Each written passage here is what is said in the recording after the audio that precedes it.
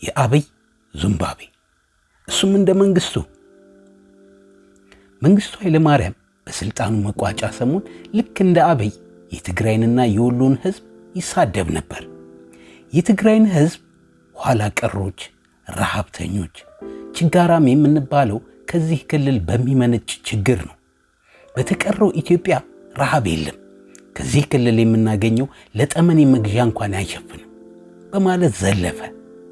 አብይም ይህችን ገለጻ ትንሽ አዘምኗት ሰኔ 15 2013 ዓ.ም በፋና ቴሌቪዥን ላይ ቀርቦ እንዲህ አለ። በምግብ ራስን መቻል የሚባለው አንኳር ችግር ያለው ትግራይ አካባቢ ነው። በሚሊዮን የሚቆጠር ህዝብ በሴፍትኔት ፕሮግራም እህል ይሰጠዋል።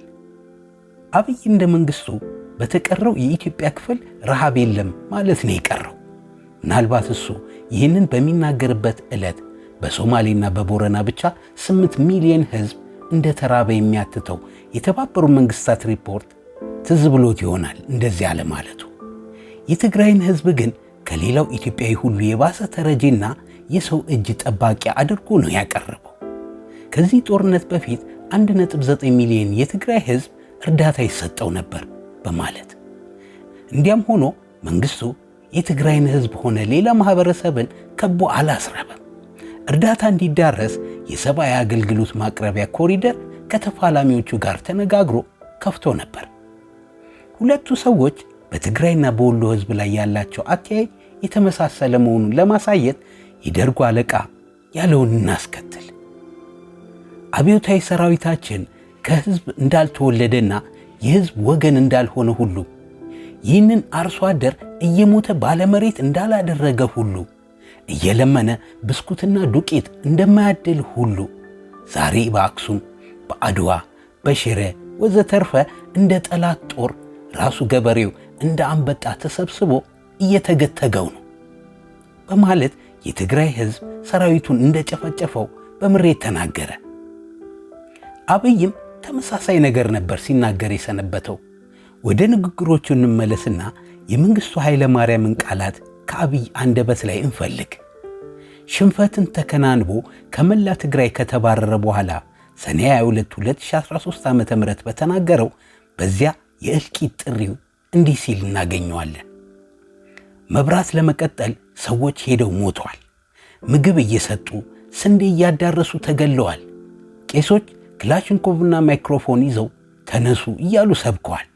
በየትኛውም መንደር የገባ ወታደር ቁጥሩ ያነሰ ከሆነ ከጀርባ በርከት ያሉ ሰዎች ወረውት በክላሽም በገጀራም ይጨፈጭፉታል። አስደናቂ መመሳሰሎች ነው። መንግስቱ ኃይለማርያም ገበሬው እንደ አንበጣ ተሰብስቦ እየተገተገው ነው ሲል የተናገረውን አብይ አህመድ በክላሽም በገጀራም ይጨፈጭፉታል ሲል ይገልጸዋል። መንግስቱ አብዮታዊ ሰራዊታችን ይህንን አርሶ አደር እየሞተ ባለመሬት እንዳላደረገው ሁሉ እየለመነ ብስኩትና ዱቄት እንደማያድል ሁሉ ሲል የተናገረውን አብይ መብራት ለመቀጠል፣ ምግብ ለመስጠት፣ ስንዴ ለማዳረስ ብሎ ይገልጸዋል። የሁለቱም ንግግር ዓላማ የትግራይን ህዝብ የኢትዮጵያ ዕዳ ከሃዲና ጠላት አድርጎ ማቅረብ ነው። ባጭሩ የትግራይ ህዝብ የተዋለለትን ክዶ ባለውለታውን የሚበላ ነው እንደማለት ነው። ታማኝ በየነም በዚሁ ሰሞን ለኢትዮጵያ የሚመጣው ችግር ሁሉ ከዚሁ ክልል ነው ብሎ የቀድሞ መሪውን የመንግስቱ ኃይለማርያምን ቃል ደግሞታል። የወሎን ህዝብ ደግሞ መንግስቱ እንደ እውነቱ ከሆነ ለወንበዴው ወሎ ብቻ ይበቃው ነበር። ምንድነው ወሎ ውስጥ የሆነው? እኛ የምንፈልገው ኢሰፓን ነው፣ እኛ የምንፈልገው የደርግ ወታደር ነው እየተባለ አይደለም እንዴ በከበሮ የሚመጣውን ወያኔ የሚያሳልፉት? ይሄ ነው ያደራጀ ነው ያነቃ ነው ህዝብ። ይህንን ገመና መሸፈን የለብንም ሲል ህዝቡን አጣጣለ። የወሎ ህዝብ ለመንግስቱ የኢትዮጵያ ገመና ሲሆን ለአብይ ደግሞ ባንዳ ነው። አብይ ጥቅምት 22 2013 ዓ.ም ካቢኔውን ሰብስቦ ባደረገው ንግግር ደሴ ላይ ለምሳሌ አንዲት ሬጅመንት ኮማንዶን የተዋጋው ኃይል የደሴ ነዋሪ ነው።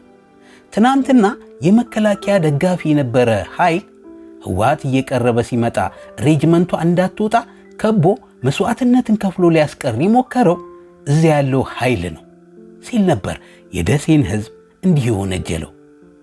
መንግሥቱ እኛ የምንፈልገው የደርግን ወታደር ነው እየተባለ ሲል የተናገረውን አብይ ደግሞ ትናንት የመከላከያ ደጋፊ የነበረ ይለዋል። ከዚህ አንጻር የደርጉ አለቃ የወሎን ሕዝብ የወነጀለው የወያኔን ሰራዊት በማሳለፍ ነው። ይህ ቀለል ያለ ውንጀላ ነው። አብይ ግን የወሎን ሕዝብ የከሰሰው የመከላከያን ኮማንዶ ሬጅመንት ከቦ በማጥቃት ነው። ይህን አስገራሚ ተመሳስሎ እያሰብኩ እያለ ህዳር 3 2014 ዓ.ም ማለዳ ከሰቾ ሩሜ ውስጥ ሆኜ ቴሌቪዥን ስከፍት አብይ አህመድ እያወራ ነበር። የሚተነትነው ስለ መንግሥቱ ኃይለ ማርያም ኩብለላ ነው። 2014 እንደ 1983 ሊሆን ነው እንዴ እያልኩ በማሰብ አዳመጥኩት። እነዚህ ሰዎች ድርጊታቸውና ንግግራቸው ብቻ ሳይሆን ፍጻሜያቸውም አንድ ሊሆን በሚል መንፈስ በመላ ትኩረቴ የእሱን ንግግር ወደ መከታተል ገባው። ከ83 ታሪክ ልንማር እንደምንችል አልተገነዘቡ። ምክሮች አሉ። አልቋል እኮ ውጡ እንጂ ጥፉ እንጂ ሽሹ እንጂ የሚሉ አሉ። እኛ ሁለት ሀገር የለንም። ስንኖር ኢትዮጵያዊ ነን፣ ስንሞት ደግሞ ኢትዮጵያ ነን ሲል አሁንም መንግሥቱ ትዝ አለኝ። አንድ ጥይትና አንድ ሰው እስኪቀር እንዋጋለን። ከኢትዮጵያ አንድነት ኃይሎች ጋር ግንባሬ እስኪበተን እዚሁ ቀጥላለሁ ብሎ ነበር። በኋላ የቁርጥ ቀን ሲመጣ ግን የተገኘው ሐራሬ ነው። የግብር ተመሳስሏቸው እየደነቀኝ ማድመጤን ቀጠልኩ። አሁን ያለንበት ጦርነት ባህሪ እንዳለ በ1983 ተካሂዷል። ከአዲስ አበባ በ100 በ150 200 ኪሎ ሜትር ራዲየስ ውጊያ አልነበረም። አዲስ አበባ ሳይደርስ የነበረው እዚህ ያለውን መንግሥት የሚያፍረከርክ ፕሮፓጋንዳ ነው። ኮሎኔል መንግሥቱ እንዴት ከሀገር ወጡ የሚለው በራሱ ቢጠና የዚሁ የማጭበርበር ውጤት አካል እንደሚሆን ጥርጥር የለኝም። ወክ እየተደረገ ነው አዲስ አበባ የተገባው። ያለ መድገም ነው አሁንም 1001 ፕሮፓጋንዳ የተነዛው። እዚህ ላይ የበዛ የውሸት ግትልትል ሲንጋጋ እናገኘዋለን። የእሱን ቅጥፈቶች የማብራራት ፍላጎት ስለሌለኝ ሌላው ጉዳይ ላይ እናተኩር። ጠቅላይ ሚኒስትሩ ኮሎኔል መንግሥቱ በሚኮበልሉበት ጊዜ ጦርነቱ ከ200 ኪሎ ሜትር ርቀት ላይ አልደረሰም ነበር እያለ ነው። በአጋጣሚ ይህንን የአብይን ንግግር ከመስማቴ በፊት የደርጉ ወታደራዊ መሪ ኮሎኔል ብርሃኑ ባዬ የጻፈው መጽሐፍ እያነበብኩ ነበር። የደርጉ ሰው በጻፈው ትዝታው ላይ መንግሥቱ ኃይለ ማርያም ወደ ዚምባብዌ በኮበለለበት ዕለት ከአዲስ አበባ ቅርብ ርቀት ላይ የሚገኙት ጣርማበር፣ አምቦ፣ ወንጪና ጉደር በአማጽያኑ ቁጥጥር ስር መግባታቸውን ገልጸዋል። ደርጎች ያልካዱትን ጠቅላይ ሚኒስትሩ ግን በአደባባይ ይዋሸናል። አብይ እንኳን እንዲህ ያለ ራቅ ያለ ታሪክ ይቅርና በራሱ የየዕለት ተግባር ላይ ሲቀጥፍ የሚውል ሰው መሆኑን ስለማወቅ ብዙም አልገረመኝም። ይልቅ የመንግሥቱ ኃይለ ማርያምን ትዝታዎች እያነሳ ሲተርክ ትኩረቴን ሳበው። ሚስጥር መቋጠር የማይሆንለት አብይ ያለ አንዳች ነገርማ ይህንን አላለም ስላሰብኩ አብይ ሆድ ሚስጥር ውሻ ሆድ ቅቤ አያድርም የሚለውን አባባሌን አመንኩትና ወደ አንድ ዲፕሎማት ወዳጄ ደወልኩ። ይህ ሰው በተለይ ከቀድሞዎቹ የአሜሪካ አምባሳደሮችና ከአሁኖቹ የአውሮፓ ህብረት ሰዎች ጋር በቅርበት የሚሰራ ነው። ሰውየው መንግሥቱ ኃይለ ማርያምን ያስወጡት ኃይሎች እኔንም ውጣ አልቋል እያሉኝ ነው እያለ ነው። የሰማው ነገር አለ እንዴ ስል ጠየቅኩት። አወራው እንዴ አለና ከት ብሎ ሳቀ። አዎ ውጡ እየተባልን ነው። ኮሎኔል መንግሥቱ የተባረሩት በውጊያ ሳይሆን በፕሮፓጋንዳ ነው እያለ ነው ብዬ ስናገር ሳቁን ካቆመበት ቀጠለ። የሰማሁት ነገር አለ። አሜሪካኖቹ ከዚህ በላይ ሊከላከሉት እንደማይችሉ ነግረውታል። ከፈረንሳይ ጋርም በተደረገ ውይይት እሱ ወደ አንዷ የፈረንሳይ ቅኝ ግዛት ሀገር እንዲሄድ ከስምምነት ተደርሷል። ይህንኑ መልእክት ይዞለት ሰሞኑን የኬንያው ፕሬዝዳንት ወደ አዲስ አበባ ይመጣል ሲባል ሰምቻለሁ። ለዚያ ነው ያወራው። መቼም አስገራሚ ፍጡር ነው ሲል ግምቴን አረጋገጠልኝ። ከዚያ ዲፕሎማት ወዳጄ ጋር ያደረግኩትን የስልክ ውይይት ጨርሼ እንደገና የአብይን ንግግር በጽሞና አዳመጥኩት። መንግሥቱ ኃይለ ማርያም ወያኔን አዲስ አበባ ላይ ሳይዋጋው መሸሹ ልክ አይደለም የሚል ይዘት ያለው ንግግሩን ሳደምጥ ሰውየው ምን ያህል ሕዝብ ሲያልቅ ስንት ደም ሲፈስ እንደሚረካ እያሰብኩ ቆዘምኩ። እሱ የሥልጣኑን አደጋ የሚለካው ከቤተ መንግሥቱ ባለው ርቀት መሆኑንም በድጋሚ አረጋገጠልኝ። ለሱ አንድ ችግር ከአዲስ አበባ 150 አሊያም 200 ኪሎ ሜትር ርቀት ላይ ሲከሰት ዕዳ አይደለም፣ ችግር የሚሆነው አዲስ አበባ ሲደርስ ነው። ስለዚህ መንግሥቱ ኃይለ ማርያም በዋና ከተማዋ ላይ ሳይዋጋ መልቀቁ ልክ አልነበረም እያለ ነው። ይህንን ደግሞ ከአሁን በፊት በሌላ መልክ ተናግሮታል። ህዳር 19 2013 ዓ.ም መቀለን ሲቆጣጠር አንድም የህወሓት ባለሥልጣን በከተማው እንደሌለ ሲያረጋግጥ ጀግና ከሆኑ ከተማው ላይ ጠብቀው አይዋጉንም ነበር ሲል የደም ጥሙን ሳይቆርጥ በመቅረቱ ሲጸጸት ተስተውሎ ነበር። እሱ ይህንን ንግግር በተናገረበት ቴሌቪዥን ላይ ትንሽ ቆይቶ አዳነች አቤቤ የአዲስ አበባን ነዋሪዎች አደራጅታ ለከተማው ውጊያ ቀኝ ኋላ ዙር ስታስብል የሚያሳይ ዜና ቀረበ። ወፋፍራም ሴቶች፣ የተንጨበረረ ፀጉራቸውን ያጎፈሩ ጎልማሶች ወዘተ ወታደራዊ ሥልጠና የተሰጣቸው 246,000 የሕዝባዊ ሰራዊት አባላት ተመረቁ በሚል ተነገረላቸው። አብይ መንግሥቱ አዲስ አበባ ላይ ሳይዋጋ መኮብለሉን በማንሳት ከ83ቱ ታሪክ ልንማር እንደምንችል አልተገነዘቡም ሲል የተናገረው አሁን የበለጠ ግልጽ ሆነልኝ።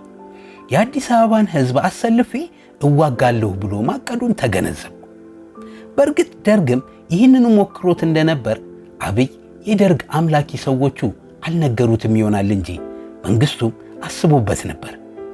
ከላይ የተጠቀሰው የብርሃኑ ባየ መጽሐፍ ላይ እንዲህ ይላል። ግንቦት 12 ቀን 1983 ዓ.ም ማታ መንግሥቱ ሊኮበልል አንድ ምሽት ብቻ ሲቀረው መሆኑን ልብ ይሏል። በዘመቻ ማዕከላችን ስብሰባ ነበር። በስብሰባው ላይ መንግሥቱ ኃይለ ማርያምም ከተሳታፊዎቹ አንዱ ነው። አጀንዳው ቀበሌዎችን ስለማስታጠቅ ሲሆን ቅድሚያ ለካድሬዎች ቢሰጥ የሚል ሐሳብ ቀረበ። ከዚያም መጀመሪያ ለካድሬዎች፣ ሁለተኛ ለመለዮ ለባሾች፣ ሦስተኛ ለቀበሌ ተመራጮች፣ አራተኛ በቀበሌ ተመራጮች ተመርጠው ለሚቀርቡ ሰዎች ትጥቅ እንዲሰጥ ተወሰነ። ይህንን ያህል ሰው ከታጠቀ እነሱ ብቻ ጎራ ሊመልሱ ይችላሉ። ግን ለመዋጋት ፈቃደኛ መሆናቸው አጠያያቂ ነበር። ለዚህ መንግሥት ለመሞት ዝግጁ እንዳልሆኑ ግልጽ ነበር። ይህ የደርግ ባለሥልጣን ጥሩ ደምድሟል። የ17 ዓመቱ ውጊያ ለአንድ ደርግ ለተባለ መንግሥት እንጂ ለእናት ሀገር ኢትዮጵያ እያሉ እንደዘመሩት እንዳልሆነ በመጨረሻ ያመነ ይመስላል። ለዚህ መንግሥት ለመዋጋት ዝግጁ እንዳልሆኑ ግልጽ ነበር ሲል የጦርነቱ ዓላማ ለደርግ መንግሥት ሥልጣን እንጂ ለኢትዮጵያ ሕልውና አይደለም ማለቱ ነው። አብይም ኢትዮጵያን ከማፍረስ ለማትረፍ እንደተዋጋ ሲናገር ቢሰነብትም እውነተኛው ምክንያት ግን ሥልጣኑን ከመነጠቅ እሱንና ባልደረቦቹን ከመታነቅ ማዳን ነበር። መንግሥቱ ኃይለማርያም አድርጎት አብይ ያላደረገው ነገር አለመኖሩ አስደናቂ የሚሆነው ከዚህ አንጻር ነው። መንግሥቱ ግን እንደ አብይ የከተማን ሕዝብ በማስጨረስ ሥልጣንን ማቆየት ይቻላል የሚል ጭካኔ እንደሌለው በጊዜ ተስፋ ቆርጦ በመሄድ አሳይቷል። 17 ዓመታትን በአየርና በየብስ የተዋጋውን በሰለጠነ ሰራዊት የተፋለማቸውን ተቃዋሚዎቹን በቀበሌ ታጣቂ ሊመልሳቸው እንደማይችል ገብቶት ዚምባብዌ ገብቶ አድሯል። አብይ ግን ይህንን ማድረግ ይቻላል ብሎ ሩብ ሚሊዮን የተሻገረ የአዲስ አበባ ሕዝብ አስታጥቄ አዘጋጅቻለሁ ብሎ አወጀ።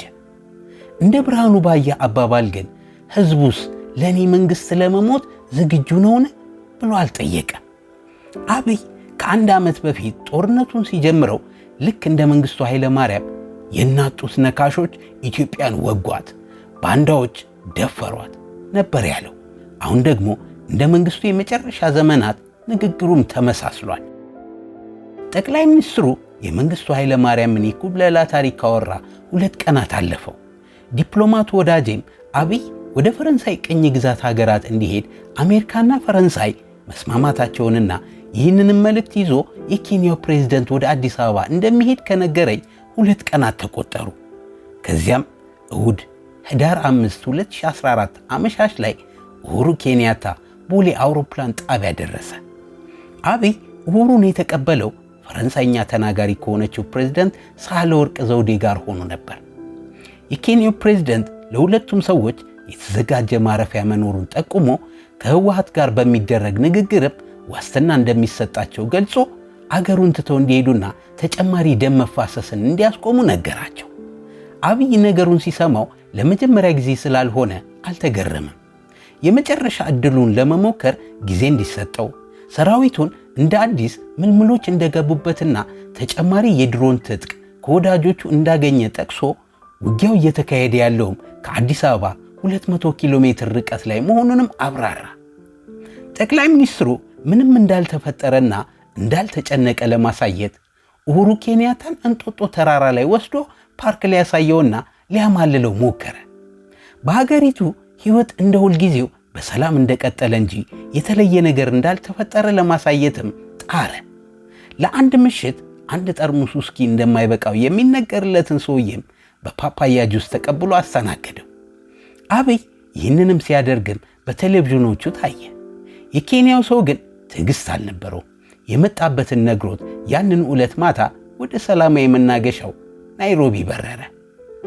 ኡሁሩ ወደ ሀገሩ ከሄደ በኋላ የአሜሪካ መንግሥት የአፍሪካ ቀንድ አምባሳደር የሆነው ጄፍሪ ፌልትማን በቢሮው ተቀብሎ አነጋገረ። በአዲስ አበባ የነበረውን ቆይታም ለአምባሳደሩ አብራራለት። ይህንንም መገናኛ ብዙሃን ዘገቡት። የአብይ መሰደጃ ናይጄሪያ፣ ሴኔጋል አሊያም አይቬሪ ኮስት እንደሚሆኑ ስሰማ ከ2 ቀናት በፊት ጠቅላይ ሚኒስትሩ ስለ መንግሥቱ ኃይለ ማርያም ኩብለላ ማውሳቱ ልክ እንደ ደርጉ አለቃ በሥልጣኑ ጀንበር ማምሻ ላይ የወሎንና የትግራይን ሕዝብ መስደቡ ያለ ምክንያት እንዳልሆነ የበለጠ ተገለጠልኝ። አብይን ከመንግሥቱ ኃይለ ማርያም ጋር ማነጻጸር ነውር ይመስለኛል። እሱ ራሱን ከቀድሞ አብዮታዊት ኢትዮጵያ መሪ ጋር ማወዳደሩ የማይጠበቅ ቢሆንም መንግሥቱ ግን በ17 ዓመቱ ጦርነት የጨረሰው ሕዝብ አብይ በ2 ዓመት ከገደለው ጋር የዳሎልና ዳሽንን ያህል ይራራቃል። በተገደለው ሰው ብዛት ብቻ ሳይሆን በአገዳደል ጭካኔም አይደራረሱ። መንግሥቱ ያሰማራውን ጦር የኔ ሰራዊት በሳንጃ ተደፍሯልና እናንተ በወንድ አካላችሁ ድፈሩ ብሎ አላዘመተም። ሰዎችን በእሳት እያቃጠሉ የሚዝናኑ ወታደሮችም አልነበሩትም። የራሱን ሀገር ቆርሳችሁ ውሰዱ ብሎ ጎረቤቶቹን አልጠራም። በምስራቅ አፍሪካ የነበሩትን እኩያ አምባገነኖቹን ኑ ሕዝቤን አጫርሱኝ ብሎ አልጋበዘም። መንግሥቱ ኃይለ ማርያም የኢትዮጵያን አንድነት ለማስጠበቅ ተዋድቆ ቢያንስ የሶማሊያን ወረራ ቀልብሷል። ሱዳን እንደ ሞቃዲሾ አገዛዝ አገሩን እንዳስደፍር አደብ አስገዝቷል። ውጤቱ አገሩን የጎዳ ተግባር ቢፈጽምም ሆነ ብሎ የኢትዮጵያን ሉዓላዊነት ለራስ ሥልጣን ሲል አሳልፎ አልሰጠም። አብይ እንዲህ ያሉ ቁም ነገሮችን የሚያስተውል አእምሮ እንዳልታደለ ይታወቃል። እሱም ሆኑ አምሳያዎቹ የዘመኑ ባለሥልጣናት ለክብሩና ለሉዓላዊነቱ የማይጨነቁለት ሀገር ላይ ተቀምጠው ነበር ከሥልጣንና በሥልጣን የሚገኘውን ወተት ያልቦ የነበረው። መንግሥቱ 17 ዓመታትን ታገልኩ የሚለው ኢትዮጵያ እንዳትገነጠል ነበር። አብይ ግን ሥልጣን ላይ የወጣው ኢትዮጵያን ለመበታተን መሆኑን በሱም ሆነ በምስለኔዎቹ ደጋግሞ ነግረውናል። በዚህ ዕለት ማታ አዳነች አበቤ የተባለች አምሳያው በቴሌቪዥን ብቅ ብላ ትግራይን ሀገር ለማድረግ ካስፈለገ መመስረት ይችላሉ፣ ከኢትዮጵያ ተገንጥለን ሀገር መሆን እንፈልጋለን ካሉ እኮ ራሳቸው የቀረጹት ሕገ መንግሥት ላይ የተቀመጠ አንቀጽ አለ፣ በዚያ መሠረት መሄድ ነው አለች። ያንን ልብ አውልቅ ፈገግታዋን ብልጭ እያደረገች። ሰዎቹ በሀገር ላይ የሚያላግጡት በዚህ መልኩ ነበር። መንግሥቱ እንዲህ ያለ ነገር አላደረገም። ቢያንስ እነሱ እንደተመኙት የአዲስ አበባን ሕዝብ በከተማ ውጊያ አላስጨረሰም። ውጤቱ የታሰበው ባይሆንም ሀገር እንዳይገነጠል ብሎ 17 ዓመታትን ተዋደቀ። ጦርነቱንም ማሸነፍ ሥልጣኑንም ማዳን እንደማይችል ሲያረጋግጥና አልሆን ሲለው ቢያንስ በስሜት የሚወዳትን አገሩን ትቶ ሄደ። አብይና አዳነች ግን ምዕራቡን ለሱዳን፣ ሰሜኑን ለኤርትራ አስረክበው ደግሞም ትግራይን ትገንጠል እያሉ የእኛን ሥልጣን ግን አትንኩበን እያሉ ነው። ጊዜው እንዲህ ያለ ነበር። መንግሥቱ ኃይለ ማርያምን የሚያስመሰግን ዘመን። ያየሰው ሽመልስ ይቀጥላል። እኔ አበቃው።